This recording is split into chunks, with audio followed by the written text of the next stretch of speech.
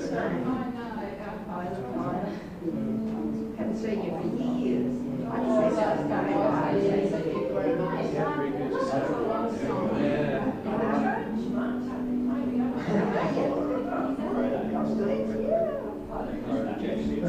Have you there, Jackson? You can see Jackson. How are you?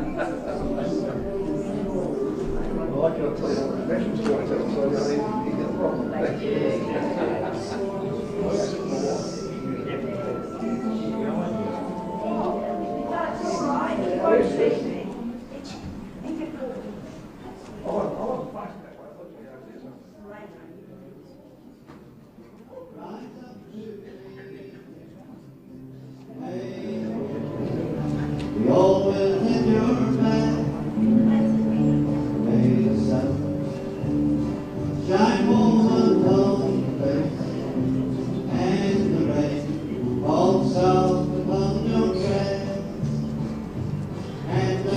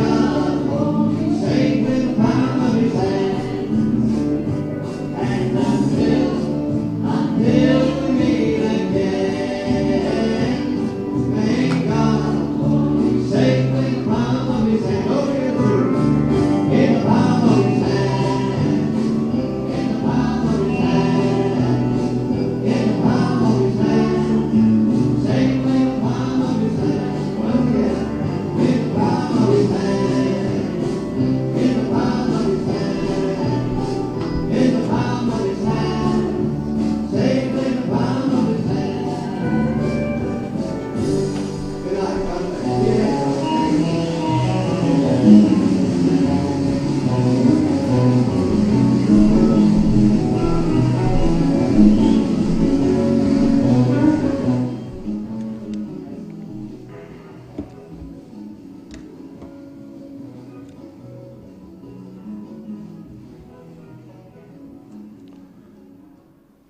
for those who knew Bruce, that was one of the opening songs for his radio show every time he had a radio show. Those 4 tracks that we've been playing over the last few minutes, and certainly a good way to start off this morning's celebration of life service for Mr. Bruce John Goddard. For those of you who don't know me, my name is Lou Saunders and I'm a celebrant. It is my privilege and my honour to be able to take this service here today on behalf of the family. And whilst we can call it a celebration of life service, there is an element of the fact is it is a funeral service. We're saying our goodbyes to Bruce. We're sending him on the next part of his journey. His pain, his uncomfortability in life has come to a close and he's now at rest. And I'm sure he would want us to celebrate today through the tears, through the grief, through the sadness, through the burden of losing this beautiful man out of your lives. So we're going to try our best to celebrate, but we're also going to honour his life in saying our goodbyes to him. If I could just ask if you wouldn't mind just checking your mobile phones for me, please, just to make sure they're off. But if they do need to be on, just on silent mode would be appreciated. I know we've all got some very interesting ringtones, but we probably shouldn't share them during the service here today. And I do want to welcome you and thank you for coming on behalf of Bruce's family, on behalf of Ruth, Debbie, Raymond, Michael, Kerry, Melinda and their respective families. And we're well aware that because of the COVID-19 that a lot of family can't travel from state to state, and certainly South Australia is in a different situation to what we were a couple of weeks ago. But I am so thankful we're at least able to get 50 people here today to gather together. You know, it could have been in that awkward stage that we could only get 20 or 10 or, even not at all. But I'm so glad for Ruth and the family that we're able to gather together with 50. So thank you all for coming. And we do feel for those who are on the live stream now that can't be here but can be with us because of technology. And we do have that to be thankful for. And thank you, Steve, for being able to do that for us as well. One thing that Ruth has been able to do is to be able to get a light luncheon arranged.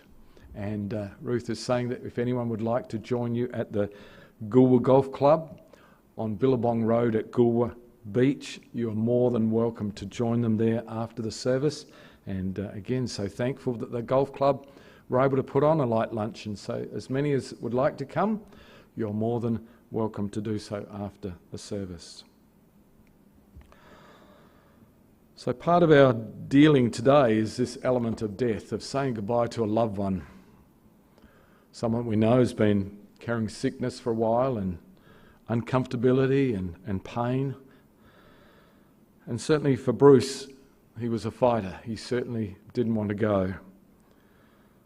But sadly today, he's here with us and we're saying our goodbyes to this man. And for many of you from the different backgrounds, you've known Bruce for the time differences, whether you be family, whether you be close friends, whether you be colleagues through the radio station or other things, the emotion of what you bear today can shift from moment to moment. Sometimes it only takes a short memory, a story told, to trigger an emotion when you remember when. You remember those days when you were together with Bruce and perhaps Bruce and family and were doing certain things and perhaps coming through some major difficulties, but made it out the other side. It may be a photograph when Bruce shares his life story shortly. A photograph brings you back to a time when. And it's your emotions that catch you by surprise. It may be a funny story, but you find it difficult to laugh. It may be tears you're holding back. It may be a real deep grief that you're holding within. But I do want to say to us all, friends, that we are in this together. This is a safe place to be, to celebrate, to mourn, to laugh, to cry, to experience disappointment, perhaps disappointment with yourself that you never got to say goodbye to Bruce and tell him what a great mate he was, what a true friend he'd been. And today, that's what we're going to do. As best as we can, we're going to celebrate, We're going to come together, support one another, and tell story and share memories together. We've selected a beautiful poem to open up this morning's service, and it's called Miss Me, But Let Me Go. And I know when I was spending time with Ruth and Debbie the other day, just talking about what the format of the service would be, I shared this poem, and they said Bruce would like that. Not sure who the author is. It's just one of those written by unknown. Whoever that person is, they've written lots and lots of poems. And it says, when I come to the end of the road and the sun has set for me, I want no rights in a gloom-filled room. Why cry for a soul set free? Miss me a little, but not for long, and not with your head bowed low. Remember the love that once we shared. Miss me, but let me go. For this is a journey we must all take, and each must go it alone. It's all part of the master plan, a step on the road to home. When you are lonely and sick at heart, go to the friends we know. Laugh at all the things we used to do. Miss me, but let me go. I think that's one of the hardest things about coming to a service like this. You will miss Bruce, but you'll forever hold him in your heart, and the memories that you have will last forever. But today we're here to let him go. We have the real privilege and honour today for Bruce to be able to tell his own story, and it was recorded on video, and I think it'd be an apt time if we could just spend a moment now just listening to Bruce share his own life's journey. Julie, if I could ask you, there's a light switch up there on your right. If you could just turn off that bank of lights, the bottom one, the bottom bank, turn them off, that would be great. And thank you, Emma.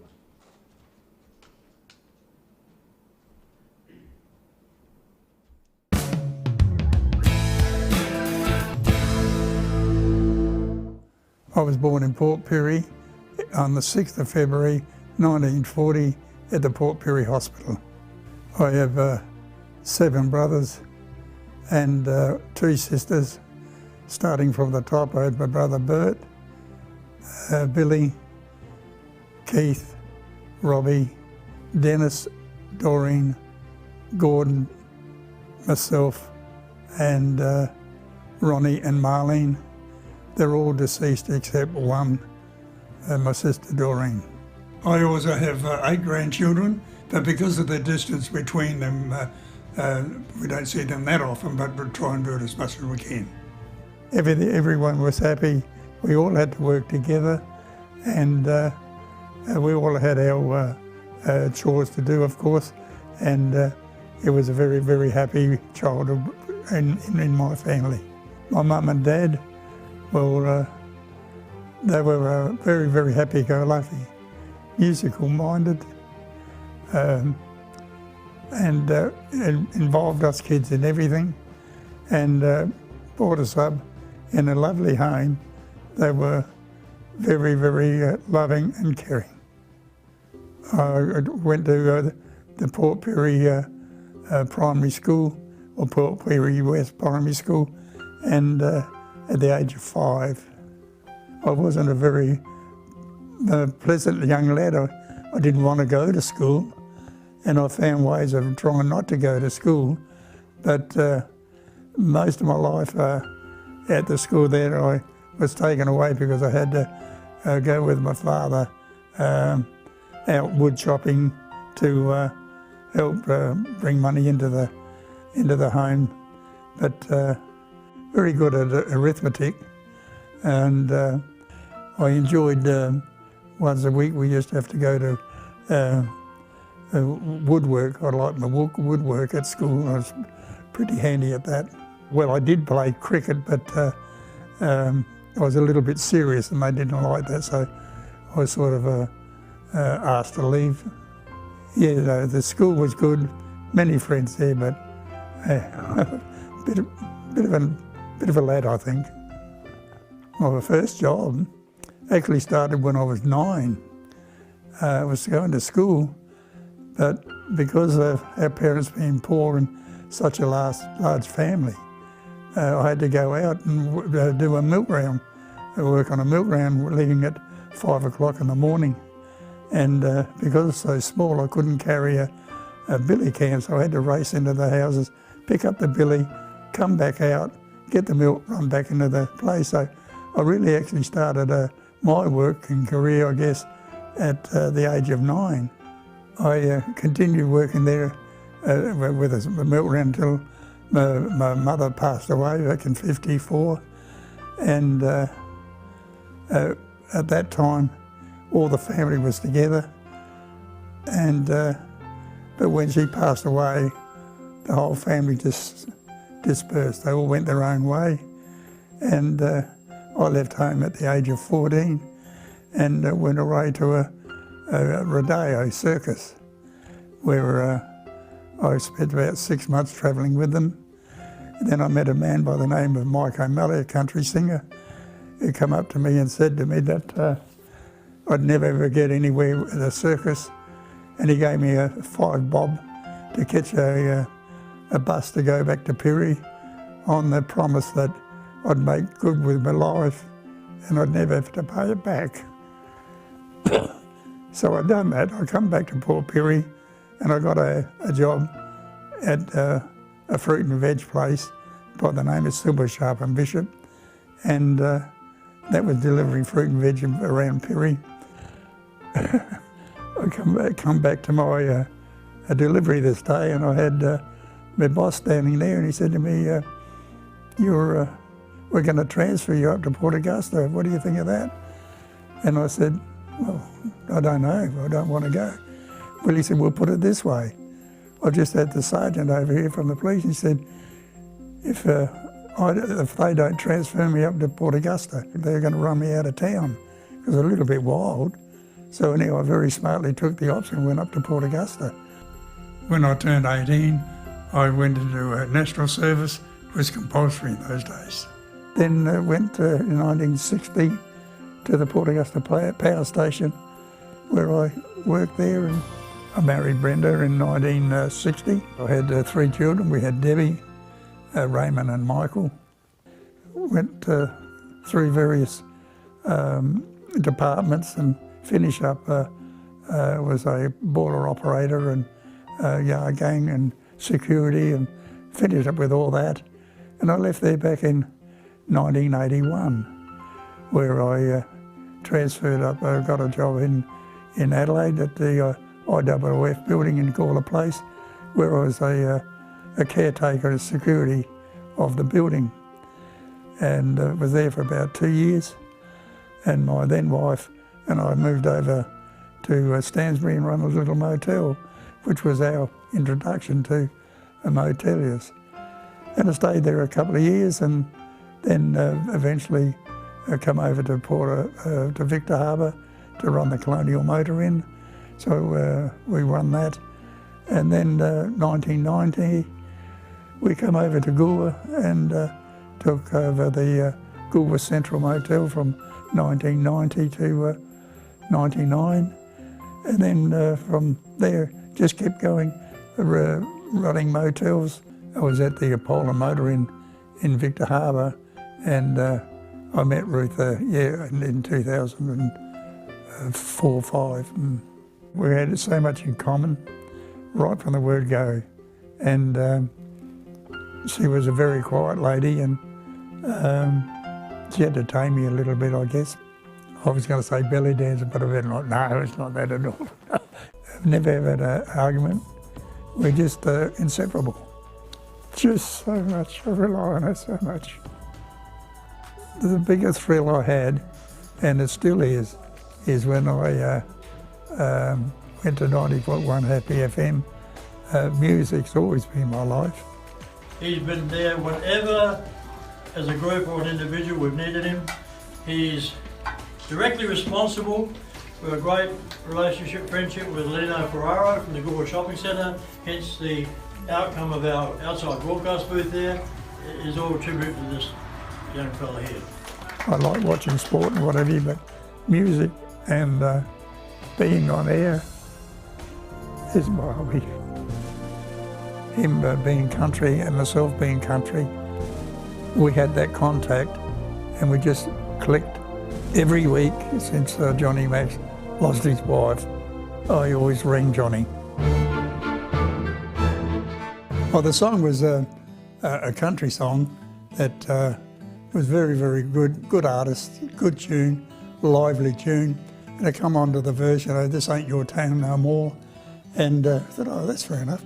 So we kept going and got 3/4 way through it and thought, that's great. So on the Friday night, on the program, I decided to play it because it's so lively and fitted into what I was doing. So anyhow, I let it go on, it was playing. But then in the very last verse, this come on and said, this ain't your f***ing town no more. And Jesus Christ, I ripped that off real quick. So that was my lesson to that one.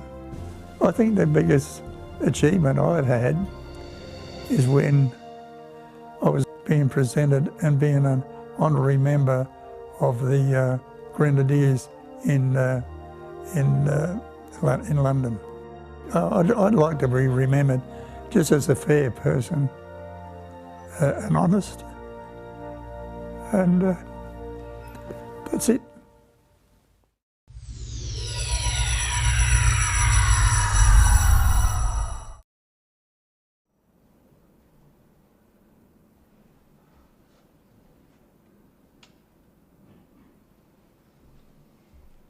Isn't that great? It's not often a person has the time, the voice, the stability to sit down with cameraman Steve and record life's journey. I think it's just beautiful. Just instead of someone else sharing his journey, he was able to put in what he wanted to put in and leave out what he wanted to leave out, I'm sure.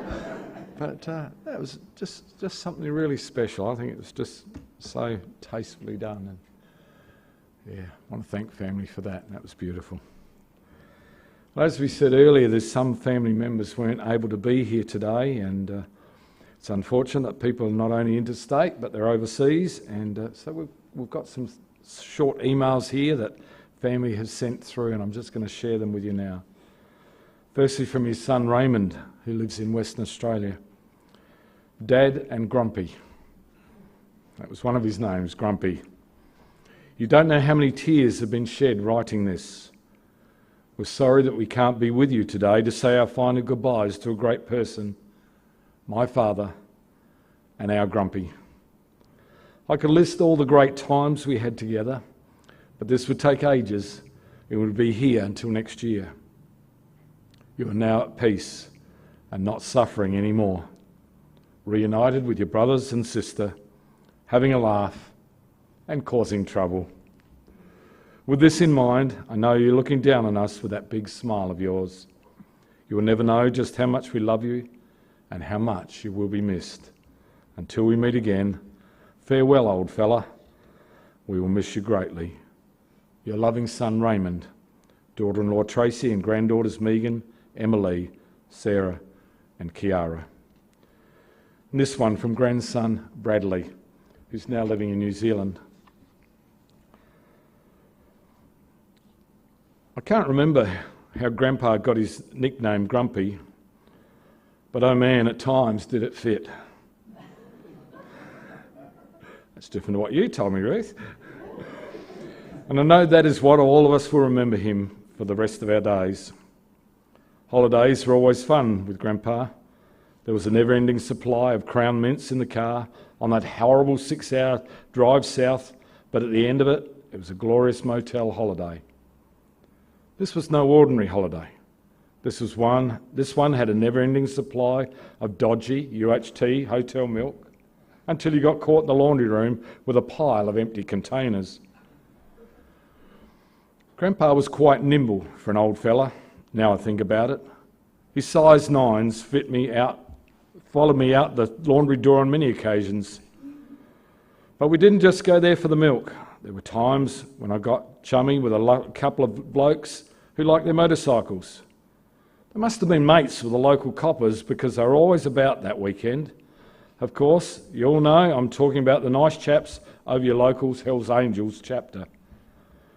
When I wasn't stealing milk and running with gangs, I was doing my best not to get eaten by his vicious dog. You should all remember Leah and how she loved the taste of meat in particular. Unfortunately, I don't think the other grandkids got the opportunity to be eaten by that nasty Pekingese, as she mysteriously always had her holidays clash with ours. Grandpa was always a funny bugger, constantly tickling you until you nearly wet your pants, a never-ending supply of jokes, some good, but mostly overrated dad jokes. Always the first to pull the piss out of you or whatever situation you're in, and trying to perform acrobatic stunts on the staircase while carrying a cash drawer. Ask Mum about that one. Later in life, Grandpa turned from a fun old guy we knew to a buddy that was always willing to help us out. Not just willing, but wanting to help.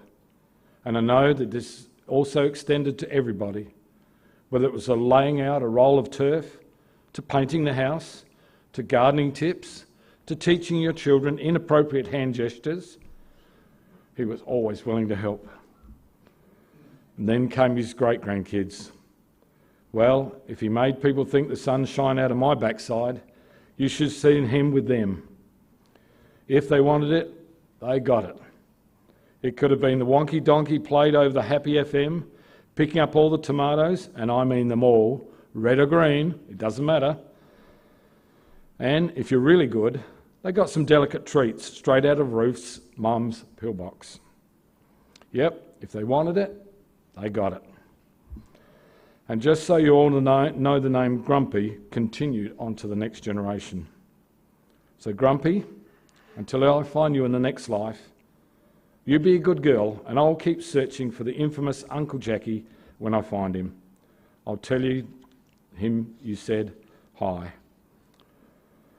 And this one would like to include from all his grandchildren and great-grandchildren who live in the state and in New Zealand. He wasn't just our grandpa. He was a husband, a dad, and a friend. And those who knew this gentleman felt a love that had no end.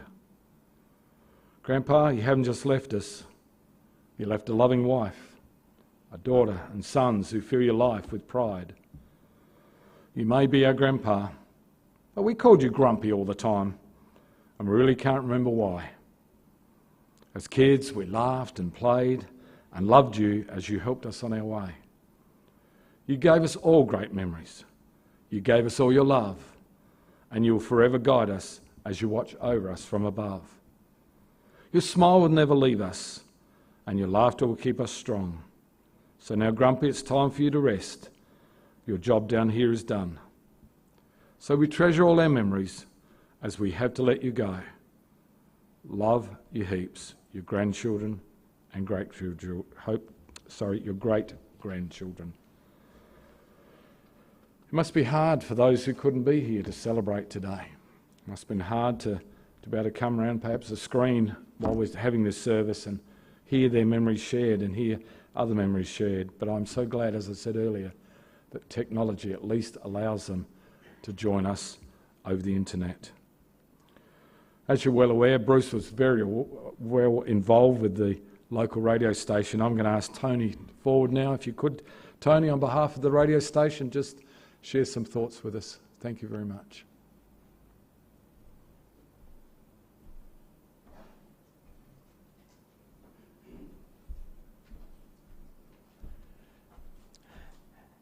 My name's Tony Eden, as I was introduced, President of Happy FM, or Great Southern Radio.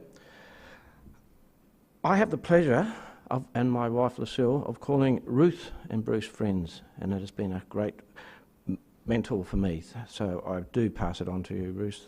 It's been a pleasure to know you both. Now, I certainly extend my deep sympathies to Ruth and your families on the passing, sad as it is, but we know it was coming, but it's always when it happens. Bruce was a great member of Happy FM, becoming a member some 20-odd years ago and twice becoming a member of the board. He also took on the role of salesman, raising much-needed funds.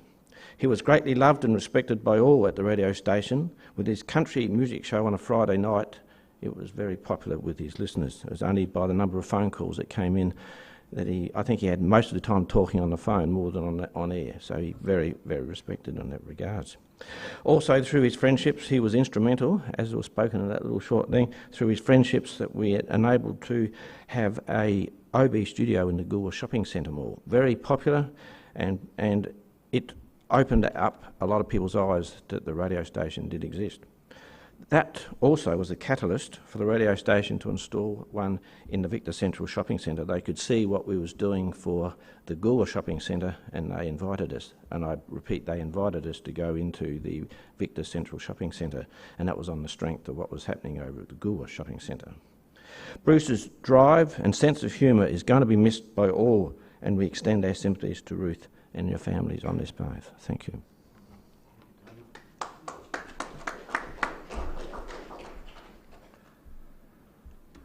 Thanks so much, Tony. That was well shared, and I know for the radio station family, they'll certainly miss Bruce's input. And I think it was Ruth and Debbie said the other day, who's going to do all the repair jobs over in Goolwa if something suddenly goes amiss in the station over there in the shopping centre? Another task to be done. I think it'd be lovely now just to pause in our busyness, in our schedule, and just reflect on Bruce's impact on your own life. I'm going to play a beautiful track of music performed by one of Ruth and Bruce's close friends, Joe Musico. And Joe would have loved to have been here today, but because of COVID-19 he can't cross the border to be with us, but I'm sure in his spirit he's with us as we play one of his songs that was given a thumbs up by Bruce. He said, "This is a really good song, why don't you record it?" So I'm going to introduce the song The Best Years of Our Lives by Joe Musico as we stop and we reflect today. Thank you, Emma.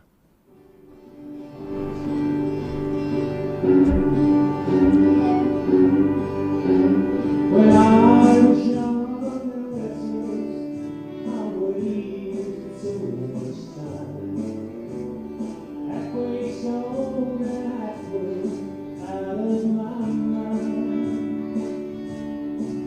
But I don't feel like much different.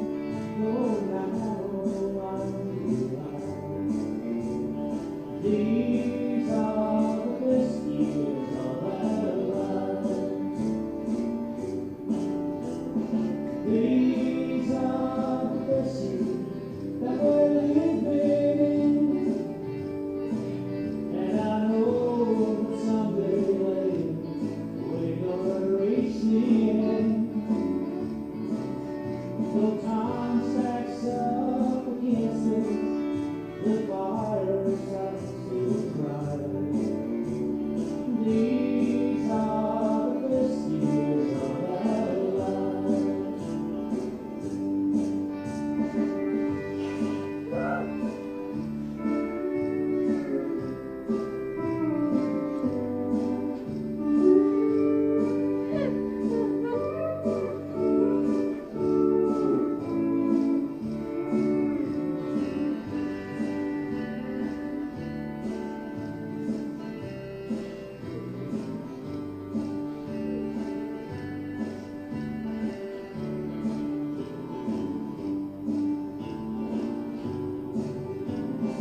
These are the best years that we're living through.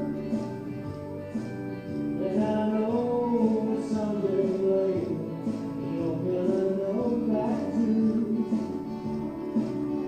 There's so much more to living than the kind that we run. These are the best years of our lives. These are the best years of our lives.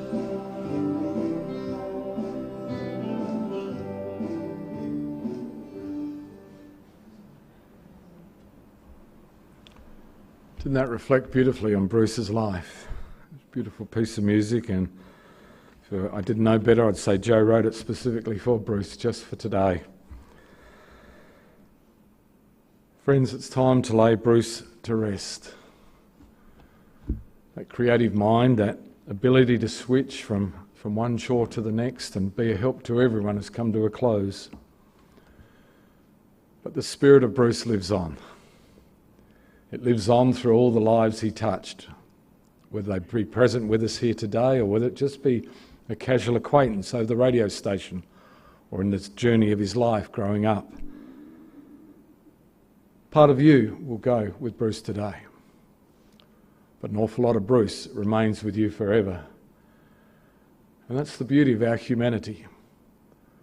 It holds me in amazement every time I think about how much we impact people's lives and how important it is to impact in a positive way rather than through a negative way. And it wasn't because Bruce was a grumpy man that they called him Grumpy. It was simply because one of the grandchildren couldn't say the word grandpa, so it came out Grumpy. But I'm sure it was an affectionate name to all that knew him as Grumpy. So I'm going to ask now, if you're able, would you stand with me as we speak words of committal over Bruce here today?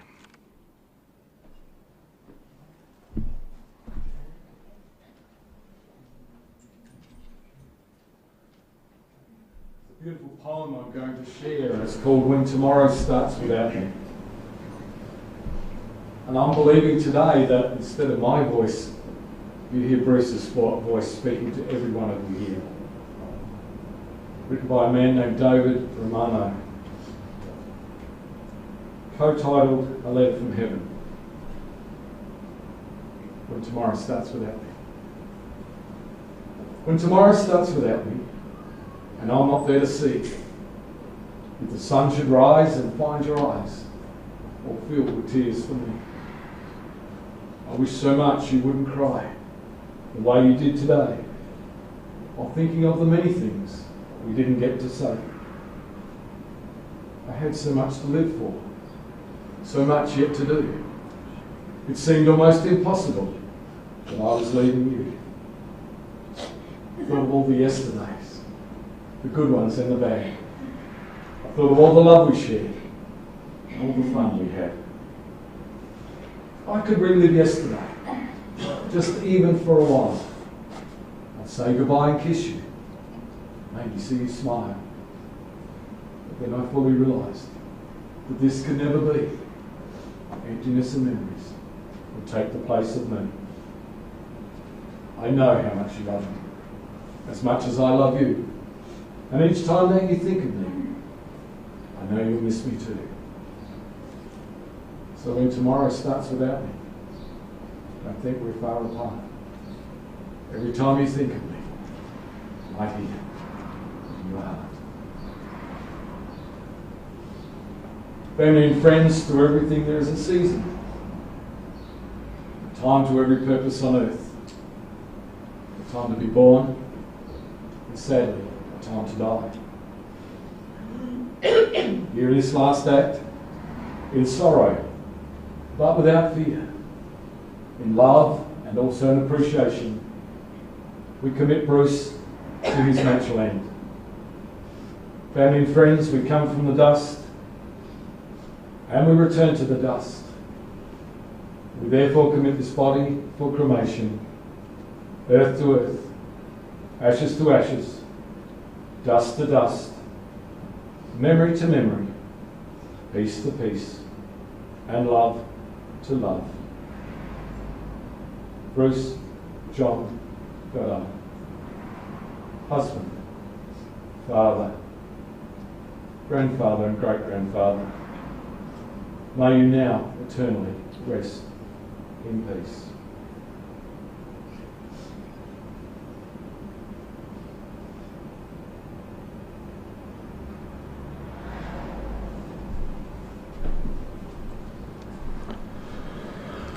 I would like to invite the pallbearers forward now, if I may, and on behalf of the family, can I again thank you for your love, your concern and your thoughts given, not just on today, but the days, the weeks leading up today. It has been a very difficult time for Bruce and for Ruth and for the family to watch him slowly deteriorate until he passed. But I believe with all my heart he died with fullness. He died complete. And he died peacefully, knowing that he'd done all he could do while he was here with you all. And family, can I again thank you for allowing me to take the service. It has been a privilege. It has been an honour to do so on your behalf. Just a reminder also for those who would like to join the family at the Goolwa Golf Club in Billabong Road in Goolwa Beach, you are more than welcome to join them for a light luncheon, and there'll be drinks at the bar. Sorry, you won't be able to drink at the bar, will you? Drinks away from the bar at your cost, if you wouldn't mind. Again, thank you. We're going to play a beautiful song in closing, another song that Bruce would have loved today. We'll Meet Again, My Friends, by Isla Grant. Thank you, and bearers, please forward.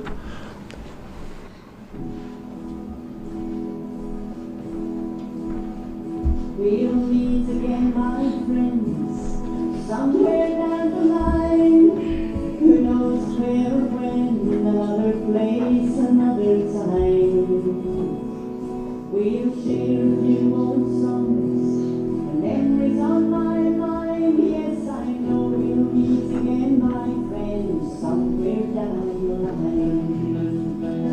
We'll meet again, my friends, somewhere down the line. Who knows where or when, another place, another time. We'll share a few old songs. Yes, I